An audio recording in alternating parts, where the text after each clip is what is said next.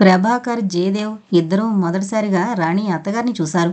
ఆవిడ ఖరీదైన కంచిపట్టు చీర 9 గజాలది అడ్డకట్టు కట్టుకుంది. ఒంటినిండా ఖరీదైన నగలున్నాయి. ముక్కుకు రవ్వ ముక్కు పడుకుంది. పొడుగ్గా తిరుచూర్ణం బొట్టు పెట్టుకుంది. ముడి వేసుకుంది. ఆ ముడి నిండా చామంతి పూలున్నాయి. ఆ పరిస్థితుల్లో అక్కడికి వస్తూ కూడా ఆవిడంత ఓపిగ్గా అలంకరించుకోవడం మిత్రులిద్దరికీ ఆశ్చర్యం కలిగించింది. చూసి చూడగానే ఆచారవంతుల పెద్దింటి గృహిణి అనిపిస్తోంది. ఆవిడ తన పైట కొంగుతో కళ్ళు తుడుచుకుంటూ ఏడుపు గొంతుకుతో, ఇదిలా అయిపోయింది. దీనికోసం బెంగపెట్టుకుని మాకు నిద్రాహారాలు లేవు. వెంటనే తీసుకుపోతాను అంది. ఆవిడ వెంటున్న ఒక యువకుడు వెకిలిగా నవ్వుతూ, డోంట్ వరీ సిస్టర్లా, నేను నిన్ను జాగ్రత్తగా తీసుకువెళతాను అన్నాడు. అతడు అపలాచారి అయి ఉంటాడనుకున్నాడు జయదేవ్. అత్తగారి మాటలు వింటూనే రాణి కాళికలా రెచ్చిపోతూ, నన్ను తీసుకుపోతావా? దారిలోనే నిన్ను చంపేస్తాను. నేను రైల్లోంచి దూకేస్తాను. నన్ను తీసుకుపోవడం నీ తరం కాదు, నీ తాత తరం కాదు అని అరిచింది గుడ్డురుముతూ. ప్రభాకర్రావు ముందుకొచ్చి గవర్నమెంట్ డాక్టర్తో మాట్లాడాడు. అతడు పోలీస్ కమిషనర్తో మాట్లాడాడు. వెంకటమ్మ గారు, ఈ దశలో ఈవిడ్ని ప్రయాణం చేయించడం చాలా ప్రమాదమని మా డాక్టర్ చెప్తున్నారు. ముందు ఈవిడ్ని మెంటల్ హాస్పిటల్లో చేర్పించండి. కొంచెం నయమైన తర్వాత కావాలంటే తీసుకువెళ్ళి మీ ఇంటి దగ్గర వైద్యం చేయించుకోండి. వెంకటమ్మ గాబరా పడిపోతూ, అయ్యో అయ్యో, దీన్ని ఇక్కడ వదిలి ఎలా వెళ్ళగలనండి? నాతోనే తీసుకుపోతాను అంది. సుందర్రావు కఠినంగా, ఈ అమ్మాయి పిచ్చి తీవ్రంగా ఉంది. ఇలాంటి దశలో రైళ్లలో ప్రయాణం చేయడానికి అనుమతించాం. మీరు మెంటల్ హాస్పిటల్లో చేర్పించవలసిందే అన్నాడు. మళ్ళీ తప్పించుకుపోతే ఆ మూల నుంచి ఈ మూలకి ఎంతకని తిరగను? ఆ భయం మీకు అక్కర్లేదు. మెంటల్ హాస్పిటల్లో ఒకసారి చేర్పించాక అక్కడి నుండి ఎవరూ తప్పించుకోలేరు. ఎవరు చేర్పిస్తారో తిరిగి వాళ్ళకి అప్పగిస్తారు కానీ మరొకరికి అప్పగించరు. మీ ఇంట్లో నుంచైనా తప్పించుకోవచ్చు, కానీ ఈ ఆసుపత్రి నుంచి తప్పించుకుపోవడం అసంభవం. ఇంకా విధిలేక ఒప్పుకుంది వెంకటమ్మ. రాణిని ఆసుపత్రికి పోలీస్ జీపులో పోలీస్ కస్టడీలో తీసుకొచ్చారు. వెంకటమ్మ, అప్పలాచారి మరొక టాక్సీలో వచ్చారు. గవర్నమెంట్ డాక్టర్ని కూడా తనతో తీసుకుని తన కారులో వచ్చాడు ప్రభాకర్రావు. మెంటల్ హాస్పిటల్లో చేర్పిస్తూ వెంకటమ్మ చెప్పిన రాణి కేస్ హిస్టరీ రాణి చెప్పిన దానికి చాలా భిన్నంగా ఉంది. దగ్గర బంధువుల పిల్ల అని చేసుకున్నాం. మొదట్నుంచి మా కొడలికి డబ్బున్న దాన్నని, చదువుకున్న దాన్నని అహంకారం. మా వాడికి తన భార్య సంసారపక్షంగా ఉండడం ఇష్టం. వాడు విదేశాలకు పై చదువులకు వెళ్ళగానే ఈవిడ నేను చదువుతానంటూ కాలేజీలో చేరింది. అదే మొదలు వాళ్ళ మధ్య కలతలకు. వాడొద్దంటే కాలేజీ మానేసింది. కానీ ప్రైవేటుగా పరీక్ష పాసైంది. ఒకళ్ళ మాట వినే రకం కాదు. తనకు ఎంత తోస్తే అంతే. అందర్నీ ఎదిరించి ఎంఏలో చేరిపోయింది. వాళ్ళ తాతగారు పోగానే అక్కడితో వాడు మనసు విరిగి అమెరికాలోనే ఉండిపోయాడు. విడాకులిస్తానన్నాడు. మన ఇంటా వంటా విడాకులు లేవు, అప్రతిష్ట. వీల్లేదంటే వీల్లేదని నేనే అడ్డుపడ్డాను. కానీ ఇదే విడాకులు కావాలని కూర్చుంది. తెగించి ఒకరితి ఉద్యోగమంటూ ఇల్లు వదిలిపోయింది. ఇంత చేసినా వంశ ప్రతిష్ఠ కోసం కడుపులో పెట్టుకుని ఎలాగైనా కాపురం నిలపాలని పాకులాడుతున్నాను. మా వాడికి విడాకులిచ్చి మళ్ళీ పెళ్లి చేసుకోవాలని బుద్ధి పుట్టిందో ఏమో. ఎక్కడ పెళ్ళైనా ఇలా గోల చేస్తుంది. మదపిచ్చి దీనికి. పిచ్చిదని ఎక్కడ వదిలేస్తాము? దీనికి నేను తప్ప ఎవరున్నారు? ఇదిలా పిచ్చిదైనా మా వాడు దీనికి విడాకులిచ్చి మరోదాన్ని చేసుకోకుండా నీతికి కట్టుబడున్నాడు. కళ్ళు తుడుచుకుంటూ చెప్పింది వెంకటమ్మ. అక్కడున్న అందరికీ ఆవిడంటే గౌరవభావం కలిగింది. మీ అబ్బాయి రాలేదేం అని అడిగాడు మెంటల్ హాస్పిటల్ సూపరింటెండెంట్. వాడిని చూస్తే దీనికి పిచ్చి ఎక్కువైపోతుంది సాధారణంగా, అందుకే రాలేదు. ఫార్మాలిటీస్ అన్నీ పూర్తి చేసుకుని రాణిని ఇన్ పేషెంట్గా చేర్చుకుని రాణి ఖరీదైన వస్తువులన్నీ వెంకటమ్మకి స్వాధీనం చేశారు. ఇదేంటి, ఒక్క జత గాజులు, ఒంటిముత్యం దిద్దులునా? ఇంకా చాలా నగలుండాలి ఆందోళనగా అంది వెంకటమ్మ. ప్రభాకర్ కల్పించుకుని, పిచ్చిది కదండి, ఎక్కడో పడేసి ఉంటుంది అన్నాడు. వెంకటమ్మ వెంటనే, ఇదేం పిచ్చిది కాదు, అన్నీ తెలుసు, ఎక్కడో దాచుంటుంది అంది. రాణి ఒకసారి జయదేవ్ ముఖం చూసి వెంటనే హిహిహి అని వెకిలిగా గట్టిగా విరగబడి నవ్వింది. ఉసూరుమంటూ కళ్ళు తుడుచుకుంటూ ఇంటికి బయలుదేరింది వెంకటమ్మ అపలాచారితో. వెన్నెలలో ప్రభాకర్రావు ఇంటి డాబా మీద ప్రభాకర్రావు, జయదేవ్ కూర్చున్నారు. ఒక్కరోజులో జయదేవ్లో వచ్చిన మార్పు ప్రభాకర్రావులో ఆశ్చర్యాన్ని, భయాన్ని కూడా కలిగించింది. ఏమాత్రం కదిలించినా బోరుమని ఏడ్చేసేలాగా దయనీయంగా ఉన్నాడు. రాణికి పిచ్చి కాదు, అదంతా నటన. నేను పందెం వేసి చెప్పగలను. అత్తగారితో వెళ్లడం ఎంతమాత్రం ఇష్టం లేక అలా అరిచి గొడవ చేసింది పిచ్చిదాన్లా. ఆ పరిస్థితుల్లో రాణిని కదిలించడం ఏమాత్రం మంచిది కాదని నేను చెప్పగానే రాణి కళ్ళు సంతోషంతో మెరవడం నేను గమనించాను. అంతేకాదు, అత్తగారితో పంపకుండా ఇక్కడ మెంటల్ హాస్పిటల్లో చేర్పించడానికి నిశ్చయించగానే ఇంకా అరవకుండా సొమ్మసిలిందాల్లా పడిపోయింది. అంత తెలివిగల ఆమెకి త్వరలోనే నయమవుతుంది. రాణికి పిచ్చి లేదని, అదంతా నటన అని నాకు తెలుసు. ఎలా? వాళ్ళ అత్తగారు ఇది పిచ్చిది కాదు, నగలన్నీ ఎక్కడో జాగ్రత్తగా దాచుంటుంది అనగానే ఆమె నా వైపు చూసిన చూపు మీరెవరూ గమనించుండరు. కానీ ఆ భాష నేను అర్థం చేసుకున్నాను. ఆమె తన నగలన్నీ నా చేత నా పేరు మీదనే బ్యాంక్ లాకర్‌లో వేయించింది. నా పేరు మీదెందుకు అని అడ్డు చెప్పబోయాను. అంటే నేను వేరు, మీరు వేరునా? నన్ను పరాయిదానిగా చూస్తున్నారా? నాలో మీకు నమ్మకం లేదేమో కానీ, మీలో నాకు పూర్తి నమ్మకం ఉంది. నేను మీ దాన్ని అవునో కాదో కానీ, మీరు మాత్రం ఎప్పటికీ నావారే అని అల్లరి ధోరణిలో వాదించి, నన్ను బలవంతం పెట్టి నా పేరు మీదనే బ్యాంక్ లాకర్‌లో వేయించింది. అందుకు కారణం ఇప్పుడు అర్థమవుతోంది. అత్త ఆ మాటలనగానే రాణి నవ్విన నవ్వు బయట వాళ్లకు వెకిలి నవ్వులా, వెర్రి నవ్వులా తోచొచ్చు. కానీ అత్తను ముఖం మీద పరిహసించింది. ఆ నవ్వుతో అత్తకది అర్థమైనట్లుంది. ఆవిడ కోపంతో పెదవులు కదలకుండా పళ్ళు నూరుకోవడం నేను గమనించాను. ఆవిడ సామాన్యురాలు కాదు. క్షణాల్లో తన ముఖభంగిమలు మార్చుకుని రాణి మీద ఎక్కడలేని ప్రేమ గుమ్మరించింది. కానీ కానీ పెళ్లిలో పెళ్లి కూతుర్ని తానేననడం ఆ గొడవ, అది నటన కాదు కదా! కాదు. అదే రాణికున్న జబ్బు. అప్పుడప్పుడు తన మనసు వశం తప్పిపోతూ ఉంటుందని నాకు చెప్పింది. ఆ పరిస్థితి తప్పించుకోవడానికే నా దగ్గర వైద్యం చేయించుకుంటుంది. నా కర్మ! మైత్రేయి పెళ్లి ఇప్పుడే జరగాలా? ఒరేయ్ ఫూల్! బుద్ధిగల వాళ్ళెవరూ కర్మని నిందించుకుంటూ కూర్చోరు. కర్తవ్యం నిర్ణయించుకుంటారు. ఇప్పుడేం చేయగలం? రాణిని అత్తగారి బారి నుండి ఎలా కాపాడగలం? పర్వాలేదు. ప్రస్తుతానికి తప్పించాం కదా!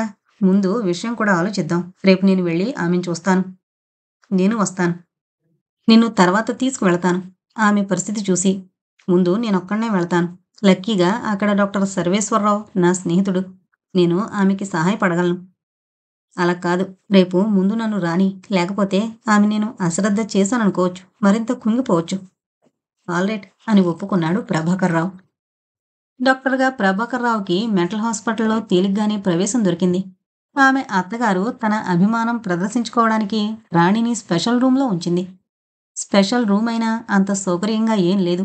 మిగిలిన పేషెంట్లతో కలవకుండా ప్రత్యేకంగా ఒక గదుంటుంది. ఒక మంచం, మామూలు పరుపు, కూజాలో నీళ్లు, ఒక వారగా అల్యూమినియం కంచం. ఇరుకుగా ఉంది. ఒక్క కిటికీలోంచి వెలుతురు బాగానే వస్తోంది. కిటికీకి ఆనుకొని బయటకు చూస్తోన్న ఆమె అడుగుల చప్పుడు విని గిరుక్కుని తిరిగింది. ముఖం బాగా నీరసంగా పీకుపోయినట్లుంది. జుట్టు రేగుంది. పొద్దున్నే లేచి కడిగిన ముత్యంలా తయారయ్యే వ్యక్తి నలిగిన చీరతో అస్తవ్యస్తంగా ఉన్న బొట్టుతో ఎలాగో ఉంది. ప్రభాకర్‌రావుని చూసి hello doctor, how are you అంది. ఆ పలకరింపుకు, ఆ అల్లరి ధోరణికి సర్వేశ్వరరావు నవ్వాడు. ఫైన్, హౌ ఆర్ యూ అన్నాడు ప్రభాకర్‌రావు. రాణిని ఆ స్థితిలో చూసి జయదేవ్ మాత్రం నిగ్రహించుకోలేకపోయాడు. అతని కళ్ళు ఎర్రబడిపోయాయి. కంట నీరు తిరిగింది. పెదిమలు పళ్లతో బిగబట్టి అతి ప్రయత్నం మీద నిగ్రహించుకోవడానికి ప్రయత్నించాడు. అతడిని చూడగానే ఆమె ముఖంలో నవ్వు ఎగిరిపోయింది ఒక్క క్షణం. అంతలోనే నవ్వు తెచ్చిపెట్టుకుంటూ, నవ్వు ఏడుపు కలిసిన గొంతుకులో వర్డ్ సార్, ఎందుకలా అయిపోతున్నారు? మీ ఫ్రెండ్‌ని కన్సల్ట్ చేసి మంచి వైద్యం చేయించుకోండి. కావాలంటే నా నగలు వాడుకోండి. ప్రస్తుతం నా దగ్గర క్యాష్ లేదు. ఏదైనా చెయ్యండి. కానీ ఒక్క సంవత్సరం వరకు పెళ్లి చేసుకోనని నాకిచ్చిన మాట మాత్రం మరిచిపోకండి అంది. ప్రభాకర్‌రావు జయదేవ్ ముఖం చూసి చెయ్యి పట్టుకుని బరబరా బయటికి ఈడ్చుకొచ్చాడు. నువ్విలాంటి ఫూలువనే నిన్ను రావద్దన్నాను. మెంటల్ పేషెంట్స్ ముందు ఏ పరిస్థితుల్లోనూ నువ్వు సానుభూతి చూపిస్తున్నట్లు ప్రవర్తించకూడదు, మాట్లాడకూడదు. అది నువ్వు నేర్చుకోవాల్సిన మొదటి పాఠం. ఆ సానుభూతి మనసులో ఉంచుకుని, వాళ్ళు మనలాంటి మనుషులే అన్నట్టుండాలి. ముందిక్కడి నుంచి పో. మొహం కడుక్కుని కొంత కూడ తీసుకుని రాణికి పలహారం తీసుకురా. ఏం తిన్నట్లు లేదు. అక్కడ ఒక్క క్షణం కూడా నిలవలేని జయదేవ్ తన కన్నీళ్లు దాచుకోవడానికి రాణికి పలహారం తెచ్చే వంకతో బయలుదేరాడు. డాక్టర్ సర్వేశ్వరరావు కూడా వచ్చి ప్రభాకర్‌రావుని కలుసుకున్నాడు. ఎలా ఉంది పరిస్థితి అన్నాడు ప్రభాకర్‌రావు. పేషెంట్ కోఆపరేటివ్‌గా లేదు. ఏమీ మాట్లాడదు. షాక్ ట్రీట్మెంట్ ఇచ్చాం. అందుకే అలా ఉంది. ఇప్పుడు మీతో ఇంత యాక్టివ్‌గా మాట్లాడుతుంటే ఆశ్చర్యంగా ఉంది. నా పేషెంట్ అని చెప్పాను కదా డాక్టర్. సాటి డాక్టర్‌గా నా పేషెంట్ కోసం మీ సహకారాన్ని అర్థిస్తున్నాను. షూర్. మీరింతగా అడగాలా డాక్టర్? మాకు మాత్రం మా పేషెంట్ల ఆరోగ్యం ప్రధానం కదా! ఇక్కడ ఆరోగ్యం బాగు చేసుకుని మా పేషెంట్స్ వాళ్ళతో ఇళ్లకు వెళుతూ ఉంటే ఎంత సంతోషంగా ఉంటుందో డాక్టరైన మీకు చెప్పవలసిందేముంది? ఇంతలో జయదేవ్ ఇడ్లీ పార్సిల్ చేయించుకుని కాఫీ ఫ్లాస్క్‌లో పోయించుకునొచ్చాడు. ప్రభాకర్ జయదేవ్‌ని చూసి నవ్వి, ఇప్పుడు కొంత తేటగా కనిపిస్తున్నావు రా అని మళ్ళీ రాణి గదిలోకి నడిచారు. రాణి జయదేవ్‌ని చూసి నవ్వి, ఎక్కడికి పారిపోయారు? ఈసారి మిమ్మల్ని వెతుక్కుంటూ రాగలనో లేదో అంది. ఎవరు ఎవరిని వెతుక్కోవాల్సిన అవసరమే ఉండదు. అందరం ఒకే చోటున్నాం. నీకు కాఫీ, పలహారాలు తీసుకొచ్చాను. రాణి కళ్ళు మెరిశాయి. థాంక్యూ. నేను ఏదంటే అది తినలేనని గుర్తుందన్నమాట. కానీ మానవుడు పరిస్థితులకు ఏ విధంగా బానిసైపోతాడో చూడండి. ఇవాళ నేను హాస్పిటల్ ఇచ్చిన చపాతీ, ఉల్లిపాయల కూరతో తిని వాళ్ళిచ్చిన చాయ్ అల్యూమినియం గ్లాసులో తాగాను. విపరీతమైన ఆకలి. ఆకలి బాధ ఎంత దారుణమో జీవితంలో మొదటిసారిగా తెలిసింది. ఆ ఆకలి బాధ ముందు అన్ని విలువలు, అన్ని ఆలోచనలు, అన్ని అభ్యంతరాలు ఏ గాలిలోకో కొట్టుకుపోతాయి. ఇప్పుడు తలచుకుంటే ఆవురావురుమంటూ ఆ చపాతీ తిని, ఆ కాఫీ తాగింది నేనేనా అనిపిస్తోంది. How lucky! నవ్వుతూ అన్నాడు జయదేవ్. అదృష్టమా? కాదేంటి? ఎన్నెన్ని గమ్మత్తైన అనుభవాలు! జీవితంలో దేని విలువ ఏదో ఇలాంటి సందర్భాల్లోనే తెలుస్తుంది. నీ అంతట నువ్వు నీ చాదస్తాలు వదులుకోలేవు. ఇలాగైనా వదిలిపోతే అది ఒకందుకు మంచిదే. ముందు ముందు నా ప్రాణానికి హాయిగా ఉంటుంది. ఈ చివరి మాటలతో రాణి కళ్ళు తళుక్కున మెరిశాయి. ముఖమంతా ఎర్రబడి, వడలిపోయి నీరసంగా ఉన్న ఆ ముఖం సిగ్గుతెరలతో ఒక విచిత్రమైన కాంతిని పొందింది. మీరు కాలేజీకి వెళ్ళలేదు? ఇంకా టైముంది. నువ్వుండమంటే ఇక్కడే ఉండిపోతాను. బాగుంది. ఉద్యోగం ఊడగొట్టుకుంటారా? ఏం పోతే ఆ మాత్రం ఎలాగో ఒకలాగా నిన్ను పోషించలేనా? ఈసారి రాణి సిగ్గుపడలేదు.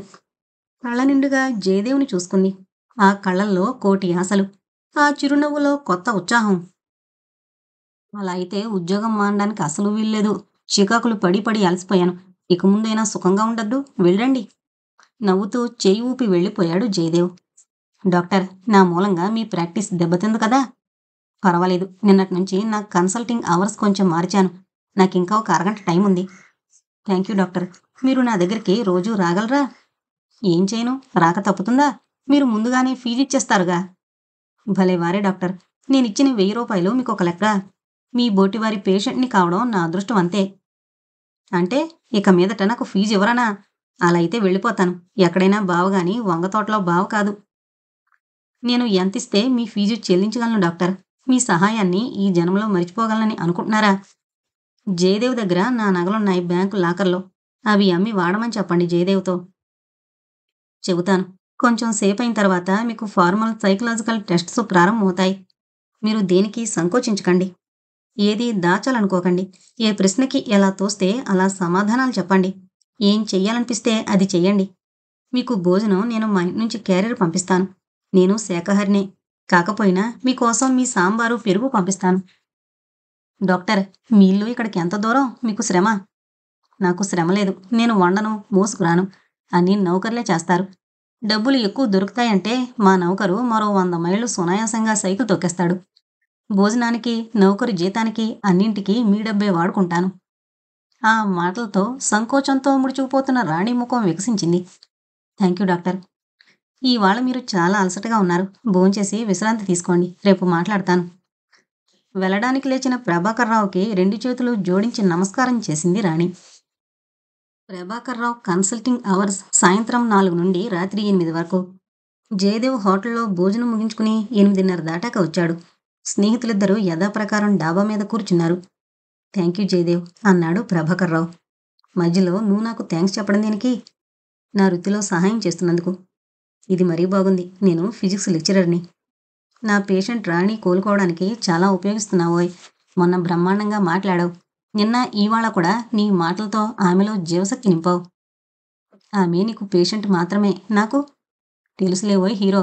నీ ఘాటు ప్రేమని శంకించడం లేదులే. ఆ స్థితిలో ఉన్న ఆమెను చూస్తుంటే నీ మనసులో కలుగుతున్న ఆవేదన అంతటినీ అణుచుకుని ఏం జరగనట్లు హుషారుగా మాట్లాడుతున్నందుకు నా థ్యాంక్స్. అది కూడా నటన కాదు ప్రభాకర్. పిచ్చాసుపత్రిలో ఉన్నా, మరో ఘోర నరకంలో ఉన్నా ఆమెతో ఉన్నంతసేపు నా మనసుకి హుషారుగానే ఉంటుంది. ఆమె దగ్గర నుంచి వచ్చేశాక ఆమె కంటే నా పరిస్థితే దయనీయమేమో అనిపించేటంత చికాగ్గా ఉంటుంది. జయదేవ్ చెయ్యి ఆప్యాయంగా నొక్కాడు ప్రభాకర్రావు. జయదేవ్ పరిస్థితి అతనికి జాలిని, భయాన్ని కూడా కలిగిస్తోంది. ఆమె వివాహితురాలు. భర్త నుండి విడాకులు పొందలేదు. పైగా మెంటల్ పేషెంట్. ఆమె కోలుకుంటుందనే నమ్మకం అతనుకుంది. ఏమి విశ్వాసం ఆ అమ్మాయిది! మానసిక రోగుల ఆలోచనా స్థాయి అంచనా వేయడానికి అసంపూర్తి వాక్యాల్నిచ్చి పూర్తి చేయమంటారు. ఫ్యూచర్ అని రాసి వదిలేసిన పదానికి ఎదురుగా నా భవిష్యత్తు నేను నిర్మించుకోగలను అనే వాక్యాన్ని రాసింది రాణి. అక్కడ డాక్టర్లతో పాటు ప్రభాకర్ కూడా నివ్వెరపోయాడు. బ్లాగ్స్ డిజైన్స్ తయారు చేసి ఇవ్వమంటే నవ్వి, ఇది చిన్నపిల్లల ఆటలా ఉంది అందట. ఎంతటి కష్టమైన డిజైన్స్ ఇచ్చినా సునాయాసంగా నిర్మించేదట. నాకు ఇంటర్లో గ్రూపు లెక్కలు, ఇంజనీరింగ్లో చేరుంటే ఇంజనీర్ నయ్యేదాన్ని అందట. కొద్దిగా అహంకారం లేకపోలేదు అన్నాడు సర్వేశ్వరరావు. కానీ ఆ అహంకారంతోనే ఈ పరిస్థితుల్లో ఆ అమ్మాయి ఇలా నిలబడగలిగింది అన్నాడు. ఆ అహానికి మనం దెబ్బ తగలనీయకూడదు అని కూడా అన్నాడు. ప్రభాకర్రావు జయదేవ్తో, రేపు రాణి గొలుసు ఏదో ఒకటి అమ్మి డబ్బు తీసుకురా. ఎంతవరకు అయిన ఖర్చుకి లెక్క చెప్పి మిగిలిన డబ్బు మన దగ్గర ఉంచుకుందాం అన్నాడు. జయదేవ్ తెల్లబోయి, రాణి గొలుసు అమ్మమంటావా? చస్తే ఆ పని చేయను. నీ ఫీజు ఎంతో చెప్పు, నేనిస్తాను. ఆ నగలన్నీ ఆమెకి నయమై బయటకొచ్చాక రాణికి ఇచ్చేస్తాను అన్నాడు. ఆహా, ఏం హీరోవయ్యా! అన్నీ అలా చేస్తే మై డియర్ సార్, ఆమె బయటకొచ్చే అవకాశము, నువ్వు ఆ నగలిచ్చే అవకాశము రెండూ సన్నగిల్లిపోతాయి. ఒరే డాక్టర్, మెంటల్ పేషెంట్‌ని చేస్తే నీ ప్రాక్టీసు కించిత్తు కూడా పెరగదు. నేను బీదవాణ్ణి, చెప్పేదేదో సరిగ్గా చెప్పు. శ్రద్ధగా విను. ఆమెలో మన సహాయమేదో తాను అందుకుంటున్నాను అన్న సంకోచం పోవాలి. తన సమస్యలు తానే పరిష్కరించుకోగలుగుతోందన్న నమ్మకం కలిగించాలి. అంతేకాక ఖర్చు పెడుతోంది తన డబ్బే అనుకుంటున్నప్పుడు ఏది కావలసినా నిస్సంకోచంగా అడుగుతుంది. అలా అయితే గొలుసు అమ్మమని చెప్పొచ్చుగా, నిజంగా అమ్మడం దేనికి? ఓరి వెర్రినాయనా! నీ ప్రియురాలు తెలివి తక్కువది కాదయ్యా. తన హీరో త్యాగగరిమను సునాయాసంగా గుర్తించగలదు. అంచేత ఆ గొలుసు బరువు, దాని ఖరీదు వగైరా లెక్కలన్నీ తయారు చేసి తీసుకురా. ఆ తర్వాత గొలుసు అమ్ముకో మానుకో నీ కర్మ. అమ్మ నాయనోయ్! రాణి నన్ను స్వార్థపరుడని అనుకుంటే నాకేం దారి? అదేదో అలా అపోహ పడకుండా ఏం మాట్లాడతావో, ఎలా మాట్లాడతావో ఆ పాటలన్నీ నువ్వు పడవలసిందే. పోనీ హీరోయిన్ హీరోని అపార్థం చేసుకుంటే కథ మరీ రక్తి కడుతుంది. ఇద్దరూ నవ్వుకున్నారు. ఆమె దగ్గరకొచ్చినప్పుడు ప్రభాకర్రావు చాలా సీరియస్‌గా, రాణి, నీ గొలుసు 3 తులాలు షాపువాడు కొద్దిగా టంకం కలిసిందని అదని ఇదని గొడవ చేశాడు. ఎలా అయితేనేం అమ్మేశాం. ఇదిగో ఈ బుక్కులో అకౌంట్స్ అన్నీ రాశాను. నీ భోజనానికి, నీ నౌకరు జీతానికి, నేను నీకు తెచ్చిపెడుతున్న టానిక్స్‌కి, ఇక్కడికి రావడానికి నీ ఖర్చయిన కారు పెట్రోల్‌కి పోను 500 మిగిలింది. అంతే నా దగ్గర ఉంచుతున్నాను. ఇదిగో అకౌంట్ బుక్ వెరిఫై చేసుకో అని పొద్దు పుస్తకాన్ని ఆమెకిచ్చాడు. ఆమె ఆ పుస్తకం తెరవకుండా చేత్తో పట్టుకుని ప్రభాకర్‌ని, జయదేవ్‌ని ఆశ్చర్యంగా మార్చి మార్చి చూడసాగింది. ఆ చూపులు భరించలేకపోయాడు జయదేవ్. మా నగలు మేమమ్ముకోం అన్నాను. కానీ వీడు వినకుండా అమ్మించాడు. కావాలంటే మళ్ళీ చేయించిద్దువుగాని అన్నాడు. గొణుగుతున్నట్లుగా అన్నాడు. ఆమె అల్లరిగా నవ్వుతూ, కావాలంటే మళ్ళీ చేయించిస్తారా అంది. తప్పకుండా. కన్నమేసైనా చేయించిస్తాను. ఆ కన్నమేదో ఇప్పుడే వేసుండాలి. లేకపోతే నా గొలుసు అమ్మకుండా ఈ లెక్కలన్నీ ఏంటి? ప్రభాకర్, జయదేవ్ ఇద్దరూ తెల్లబోయారు. ప్రభాకర్ కుతూహలంతో, జయదేవ్ మీ గొలుసు అమ్మలేదని ఎందుకనుకుంటున్నారు? మీ మీద అభిమానంతో అమ్మడని మీ నమ్మకం అంతేనా? అన్నాడు. అదేం కాదు. జయదేవ్ నా గొలుసు అమ్మలేదని నేను రుజువు చేయగలను. రుజువు చేయగలరా? ఎలా? పందెం వేస్తే కానీ చెప్పను. ఏం పందెం?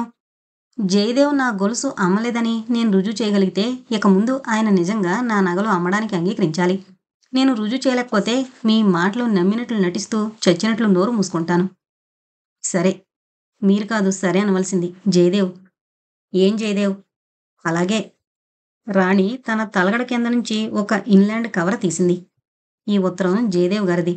మొన్న ఆయన తన సైన్స్ మ్యాగజైన్ ఇక్కడ మరిచిపోయారు. అది తిరగేస్తుంటే ఈ ఉత్తరం కనిపించింది. సాధారణంగా మరొకళ్ళ ఉత్తరాలు నేను చదవను. కానీ ఆ ఉత్తరం మీద పోస్టల్ ముద్ర చూసి వాళ్ళ ఊరినుంచొచ్చిందని గ్రహించాను. మైత్రేయి పెళ్ళయ్యాక వాళ్ళ రియాక్షన్స్ తెలుసుకోవాలనే కుతూహలంతో చదివాను. పాపం అక్కడ జయదేవ్ కుటుంబం కొంత డబ్బు ఇబ్బందుల్లో ఉన్నట్లు గ్రహించాను. ఈయన గారు ఈ నెలలో అక్కడికి డబ్బేం పంపలేదట. ఆ డబ్బు పెట్టి రోజూ నాకు పళ్ళు కొని తెచ్చి పెడుతున్నారు. ఆ పెళ్ళైన పిచ్చిదాని వల్లో పడి నాశనమవుతున్నావేమో అని ఆ తల్లి భయపడ్డం న్యాయమే మరి. ఇప్పుడు చెప్పండి, నా గొలుసమ్మిన డబ్బు చేతిలో ఉంటే జయదేవ్ డబ్బు ఇంటికి పంపకుండా నా టానిక్స్ కోసమో, నా పళ్ళ కోసమో ఎందుకు ఖర్చు చేయవలసొస్తోంది? ప్రభాకర్, జయదేవ్ ఒకరి ముఖం చూసుకున్నారు. జయదేవ్ మాట్లాడలేకపోయాడు. జయదేవ్, మీ అమ్మగారు మిమ్మల్ని గురించి పెళ్ళైన పిచ్చిదాని వలలో పడి నాశనమవుతున్నాడని అనుకోవడం నేను భరించలేను. అయినా డబ్బు కోసం కటకటలాడవలసిన కర్మ మనకేం పట్టింది? ఆ నగలుండి ఎవరిని ఉద్ధరించాలి? భగవంతుడి దయ వల్ల నేనిక్కడి నుండి బయటపడగలిగితే నా ఆస్తిపాస్తులు స్వాధీనం చేసుకుని ఎన్ని నగలైనా చేయించుకోగలను. ఒకవేళ నా రోజులు బాగుండక నేను బయట పడకపోతే మీరు బోలెడు నిజాయితీతో దాచిన ఆ నగలన్నీ మా రాక్షసి అత్తగారికి అర్పించుకోవాలి. అంతకంటే అవి నా ఖర్చులకు ఉపయోగపడడం మేలు కదా! ఈ దృష్టితోనే నేను ఆ నగలన్నీ మీ పేరు మీద లాకర్‌లో వేయించాను. ఆలోచించండి. అప్పటికి మాట్లాడలేకపోయాడు జయదేవ్. జయదేవ్, ఇక్కడ ఎవరైనా ఎప్పుడైనా నన్ను చూసి జాలి పడబోయినప్పుడు ఒళ్ళు మండిపోతుంది. నా అదృష్టాన్ని చూసి ఈర్ష్యపడక జాలి పడతారేమిటి అని. చికాకులు, ఇంతకంటే దారుణమైన చికాకులు ఎందరికో ఉంటాయి. కానీ జయదేవ్ లాంటి స్నేహితుడు ఎవరికి దొరుకుతాడు? నా అదృష్టం ఎవరికుంది ఈ లోకంలో? జయదేవ్, మీరు ఎప్పటికీ నా స్నేహితుడిగా నా పక్కన నిలబడితే చాలు. పెళ్ళైన పిచ్చిదాని వలలో పడినా స్టాప్ ఇట్! గట్టిగా అన్నాడు జయదేవ్. రాణి, నీ మాట నేనెప్పుడూ కాదన్ను. ఇవాళే నీ గొలుసు అమ్మేస్తాను. థాంక్యూ జయదేవ్. రాణి గదిలోంచి బయటకొచ్చిన తర్వాత రియల్లీ వండర్‌ఫుల్ అన్నాడు డాక్టర్ ప్రభాకర్ ఉత్సాహంతో. అత్త రాసిచ్చిన రాణి కేస్ హిస్టరీలో పెళ్లి జరుగుతుండగా తానే పెళ్లి కూతుర్నని రాణి అల్లరి చేసిన సంఘటన మొదటిసారిగా రాణి కాకినాడ కాలేజీలో పనిచేస్తున్నప్పుడు జరిగినట్లుగా ఉంది. అది నోట్ చేసుకున్నాడు ప్రభాకర్‌రావు. రాణి చాలా నార్మల్‌గా ఉండడం వల్ల హాస్పిటల్ ఆవరణలో రాణిని చాలా ఫ్రీగా తిరగనిస్తున్నారు డాక్టర్లు. రాణి పేషెంట్స్ అందర్నీ పలకరిస్తూ ఎవరు ఏది చెప్పినా సహనంగా వినేది. అక్కడి పేషెంట్స్ అందరికీ ఏదో ఒక వ్యాపకం కల్పించాలని చూస్తారు. తనకు ఎవరూ చెప్పకుండానే కొంచెం నార్మల్‌గా ఉన్న చదువురాని పేషెంట్స్‌కి చదువు చెప్పడానికి పూనుకుంది రాణి. ఆ దృశ్యం ఎంతో వింతగా కనిపించింది ప్రభాకర్‌రావుకి. ఆ హాస్పిటల్ వాతావరణమే చిత్రంగా ఉంటుంది. అక్కడి పేషెంట్స్ అందరూ రకరకాలుగా ఉంటారు. ఒకావిడ ఎవరొచ్చినా మా అబ్బాయి పంపించాడా? నన్ను తీసుకురమ్మన్నాడా? వెర్రి వెధవ, నన్ను వదిలి ఉండలేడు అని పలకరిస్తుంది. ఇది తప్ప మిగిలిన అన్నింట్లో ఆవిడ నార్మల్‌గానే ఉంటుంది. ఎంబ్రాయిడరీ వర్క్ ఎంతో ఓపిగ్గా, చక్కగా చేస్తుంది. మరొకావిడ కొత్త మనిషి ఎదురవగానే దిగాలుగా నిట్టూరుస్తూ డబ్బు పోగు చెయ్యాలి. అప్పుడు పెళ్లి చేసుకోవాలి. అందుకే ఇక్కడికొచ్చాను అంటుంది. నీకు పెళ్ళెందుకే అంటే, ఆడది ఒంటరిగుంటే మొగోళ్ళు నిలవనీరయ్యా అని నెత్తి మొత్తుకుంటుంది. ఆవిడ వంట అద్భుతంగా చేస్తుందట. కిచెన్‌లో సాయం చేస్తుంది. ఇలా చెదిరిపోయి తిరిగే వాళ్ళందర్నీ ఒకచోట కూర్చోబెట్టి చదువు చెప్పడానికి ప్రయాసపడుతోంది రాణి. ప్రభాకర్‌రావు నవ్వి, మీకు మీరు భలే పని అప్పగించుకున్నారు అన్నాడు. ప్రభాకర్‌రావుని చూసి రాణి, మీరొచ్చారని నా క్లాస్ క్యాన్సిల్ చేస్తున్నా అని నవ్వుతూ తన గదిలోకొచ్చి, నా వృత్తి ఇదే కదా! అందుకని ఇక్కడ అదే ప్రాక్టీస్ చేస్తున్నా అంది. మీరు కాకినాడ కాలేజీలో పనిచేశారు కదూ? అవును. Co education కాలేజీయా? ఉమెన్స్ కాలేజా? మహిళా కళాశాల. ఎలా ఉండేది మీ ఉద్యోగం? పోనిద్రు వెధవగోల. వెధవగోల అంటే ఉద్యోగం కూడా మీకు సుఖంగా లేదా? అంత పట్టుదలగా ఉద్యోగం చెయ్యాలని ఇల్లు వదిలొచ్చారు కదా! అవును. పట్టుదలగానే వచ్చాను. కానీ ఉద్యోగంలో చేరాక నేను తెలుసుకుంది ఆడవాళ్ళు ఎంత చదువుకున్నా చాలామంది అప్పలమ్మల స్థాయిని మించి ఎదగలేరని. ఇది నిజంగా చాలా గొప్ప రీసెర్చ్. ఇంత బ్రహ్మాండమైన రిజల్ట్ ఎలా సాధించారు? ఏ ఏ ప్రయోగాలు చేశారు? సామాన్యమైన ప్రయోగాలు కాదు డాక్టర్. మనసును తూట్లు పొడిచే ప్రయోగాలు. అబ్బా! మనుషులింత క్రూరంగా ఎలా ఉండగలరు అనిపిస్తుంది. నిజంగా? నాకు తెలుసుకోవాలనుంది. మీరు ఉద్యోగంలో చేరినాటి నుండి ఏం జరిగిందో చెప్పండి. ఇంటర్వ్యూలు జరుగుతున్నప్పుడే నాకు భారతితో పరిచయం అయింది. చాలా కలుపుగోలుతనంగా మాట్లాడింది.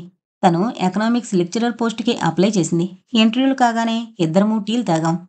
ఆ కొంచెం సేపట్లోనే ఎన్నో కబుర్లు చెప్పింది. తనకు ఉద్యోగం చేయడం అసలిష్టం లేదట.